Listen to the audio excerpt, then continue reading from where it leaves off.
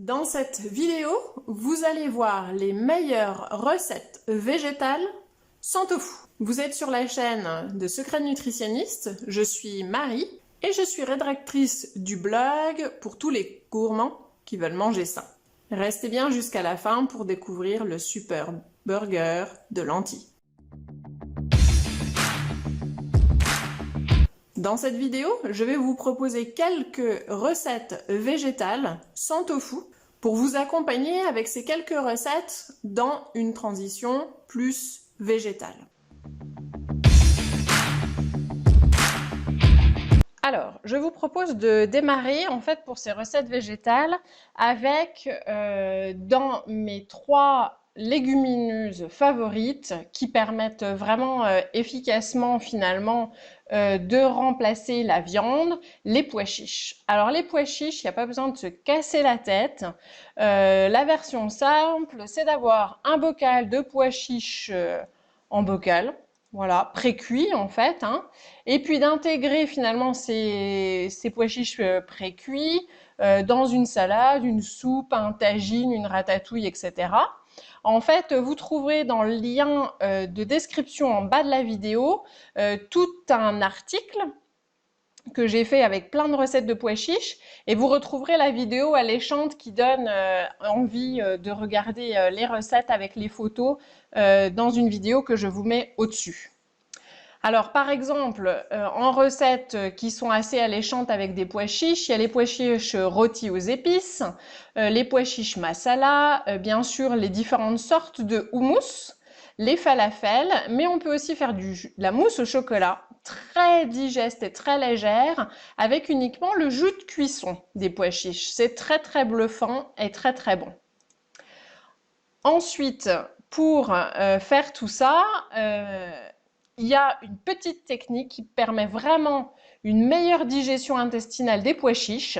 C'est en fait avant de juste les réchauffer, c'est-à-dire une fois qu'ils sont cuits, on les égoutte, on les sèche et on les met dans un torchon en les frottant avec un essuie-tout ou avec ses petites mains pour enlever la peau blanche. Donc ça permet vraiment une meilleure digestion des pois chiches pour toutes les recettes qu'on va faire avec ou juste pour les intégrer dans un plat.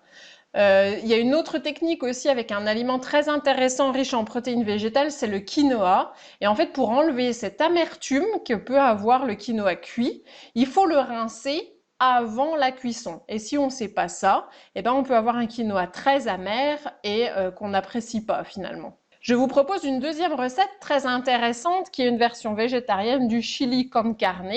Et du coup, la version végétale va s'appeler le chili sin carne, donc sans viande. On va en fait associer des haricots rouges et du maïs pour avoir vraiment une complémentarité des protéines végétales, ce qui est très bien. Qu'on va cuisiner avec des tomates pelées, un oignon et une courgette râpée et bien sûr une bonne dose d'épices à chili avec éventuellement du paprika, mais c'est facultatif. Donc il suffit de faire revenir déjà en premier l'oignon, la courgette dans un petit peu d'huile d'olive, d'ajouter cette purée de tomates pelées hein, qu'on peut trouver tout à fait en conserve ou en bocal, les épices, on fait mijoter ça 20 minutes pour que ça s'imprègne bien. Et puis en dernier ressort, on ajoute le maïs et les haricots rouges et on réchauffe 5 minutes avant de servir avec du riz, comme le chili con carne.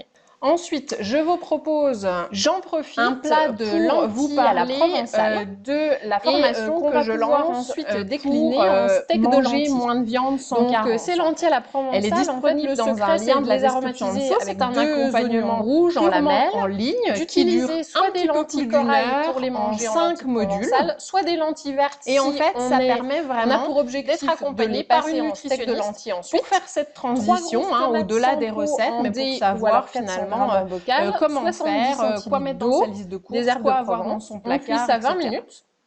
Et voilà, le secret du goût, c'est d'ajouter une bonne cuillère à soupe de moutarde.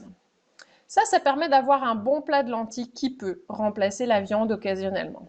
Si on veut passer au steak de lentilles, soit d'avoir une galette végétale pour manger avec des crudités le soir, ou d'avoir un steak de lentilles végétales pour mettre dans un burger comme sur la photo, il suffit de prendre quelques cuillères de lentilles à la provençale qui sont décrites par le dessus, et en fait ensuite d'agglomérer ce steak avec un œuf, de la farine, de la mentale pour l'aspect gustatif et plaisir, des graines de sésame, très bonnes à la santé, une cuillère à soupe de sauce soja sucrée si vous en avez envie, de former des galettes avec un emporte-pièce ou juste finalement un couvercle de bocal, ça marche très bien aussi. Vous vraiment tassez dedans et puis vous secouez au-dessus de la poêle chaude avec un petit peu d'huile et vous cuisez quelques minutes de chaque côté. Ça permet de faire des burgers.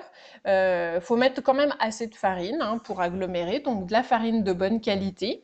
J'en profite pour vous parler de la formation que je lance pour manger moins de viande sans carence en fait. Elle est disponible dans un lien de la description en dessous. C'est un accompagnement purement en ligne qui dure un petit peu plus d'1 heure en 5 modules. Et en fait, ça permet vraiment d'être accompagné par une nutritionniste pour faire cette transition, au-delà des recettes, mais pour savoir finalement comment faire, quoi mettre dans sa liste de courses, quoi avoir dans son placard, etc. Voilà, la formation en ligne est disponible sur Secret de Nutritionniste. N'hésitez pas à liker, commenter et partager. Et surtout, n'oubliez pas de vous abonner en cliquant sur le bouton abonner en dessous ou en cliquant sur la petite photo de Secret de Nutritionniste. À bientôt!